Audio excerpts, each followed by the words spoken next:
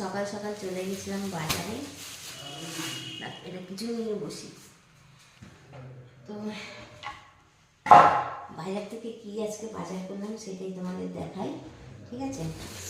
দেখো, এইটা দেখো সবাই, দেখো আছে কাঁচা হলুদ। কাঁচা হলুদ 220 টাকা নিয়েছে, একটু দামটা কম নিয়েছে, অন্য জায়গায় একটু বেশি দাম। আচ্ছা, এগুলো শাক, এগুলো পরে দেখাচ্ছে। আর এটা আছে ফুলকো শাক, কাঁটা ফুলকো, ঠিক আছে? 3 আঁটি আছে এখানে, 10 টাকা।